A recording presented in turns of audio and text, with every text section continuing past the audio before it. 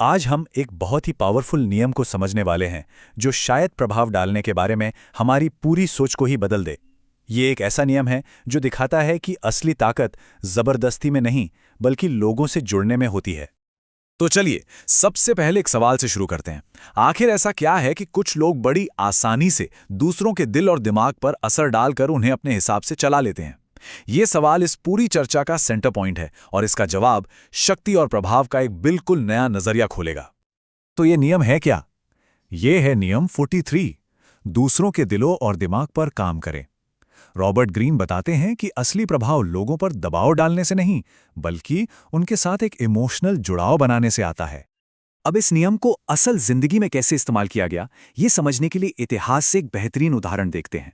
चलिए बात करते हैं मुगल सम्राट अकबर की, जो इस नियम के कह सकते हैं एक परफेक्ट एग्जाम्पल है। देखिए, अकबर ने जो इतना बड़ा साम्राज्य खड़ा किया वो सिर्फ तलवार के दम पर नहीं था। अगर ऐसा होता ना तो शायद वो साम्राज्य इतना मजबूत और टिकाऊ कभी बन ही नहीं पाता।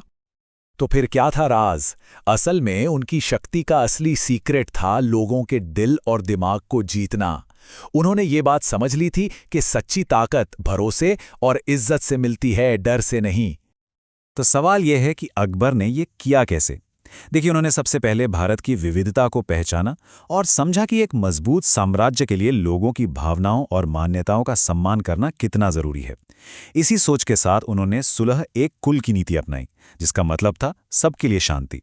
उन्होंने खुले तौर पर ऐलान किया कि हर धर्म का सम्मान होगा, और यही नहीं, राजपूत शासकों पर अपना दबदबा बनाने के बजाय उन्होंने सम्मान देकर उनका भरोसा जीता।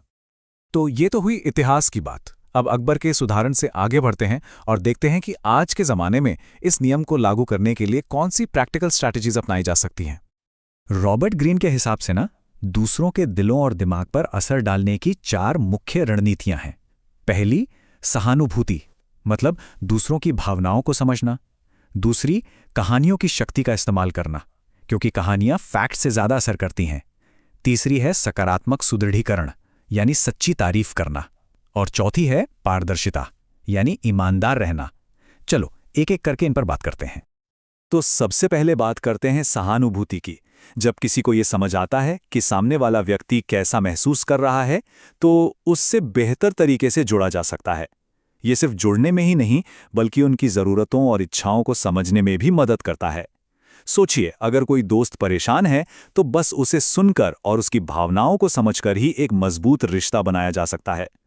दूसरी रणनीति है कहानियों की शक्ति। हमारा दिमाग ना फैक्ट से ज्यादा कहानियों से जुड़ता है, उन्हें याद रखता है।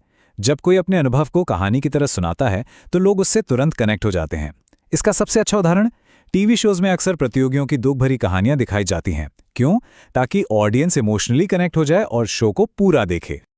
और फिर आती हैं तीसरी और चौथी रणनीति, जो एक साथ बहुत अच्छे से काम करती हैं। सकारात्मक सुदृढ़ीकरण, यानी सच्ची तारीफ। जब किसी की मेहनत को सच में सराहा जाता है तो उनका विश्वास और वफादारी जीतना आसान हो जाता है।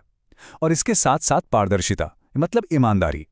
जब टीम के साथ खुले तौर पर विचार और निर्णय साझा किए जाते हैं तो भरोसा बढ़ता है, जो लंबे समय तक चलने वाले रिश्ते बनाने में मदद करता है। लेकिन यहीं पर एक बहुत बड़ा लेकिन आता है। हमें सावधान रहने की जरूरत है, क्योंकि जिन तकनीकों का इस्तेमाल अच्छे प्रभाव के लिए होता है, उन्हीं का इस्तेमाल हेर-फेर यानी मैनिपुलेशन के लिए भी हो सकता है। तो सबसे जरूरी बात यह है कि प्रभाव और हेरफेर के बीच का फर्क समझा जाए। देखिए, प्रभाव भरोसा बनाता है और दूसरों को सशक्त करता है। वहीं दूसरी तरफ हेरफेर लोगों की कमजोरियों का फायदा उठाकर उन्हें नियंत्रित करता है। इसके इरादे हमेशा छिपे होते हैं और ये लंबे समय में सिर्फ नुकसान ही पहुंचाता है। हेरफेर का एक सबसे बड़ा हथियार है इमोशनल ट्रिगर्स को समझना। हम सबके कुछ ना कुछ इमोशनल ट्रिगर होते हैं, कुछ ऐसी बातें जो हमें गुस्सा, खुशी या दुख दिलाती हैं। और अगर किसी को ये पता चल जाए कि किसी की ट्रिगर क्या है, तो वो बड़ी आसानी से उसे प्रभावित कर सकता है। उदाहरण के लिए, अगर किसी को पता है कि किसी व्यक्ति की छोटी हाइट का मजाक बनाने पर वह अपना आपा खो देता है, तो वो इस ट्रिगर का इस्तेमाल करके उसे नियंत्रित कर सकता है।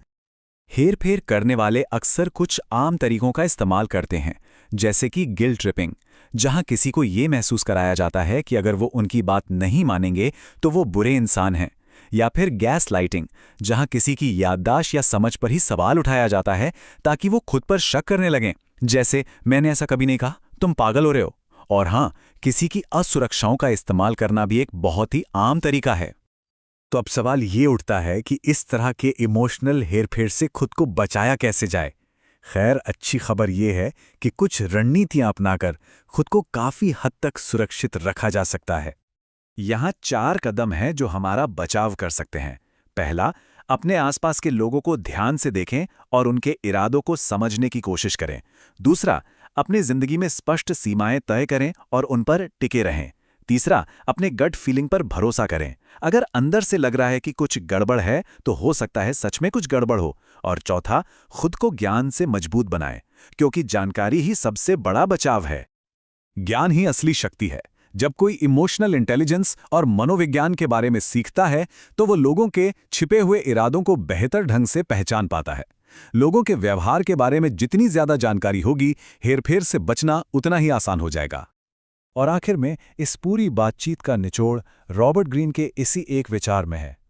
लोगों पर जबरदस्ती नियंत्रण करने के बजाय अगर उनका विश्वास जीत लिया जाए और उनसे एक भावनात्मक संबंध बना लिया जाए, तो ये उन पर लंबे समय तक प्रभाव बनाए रखने में मदद करेगा।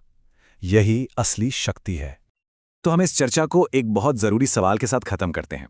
आखिर प्रभाव और हेरफेर के बीच की वो बारीक सी लकीर क्या है? इस पर जरूर सोचिएगा, क्योंकि इसका जवाब समझना न सिर्फ दूसरों को समझने में, बल्कि खुद को बेहतर जानने में भी मदद करता है।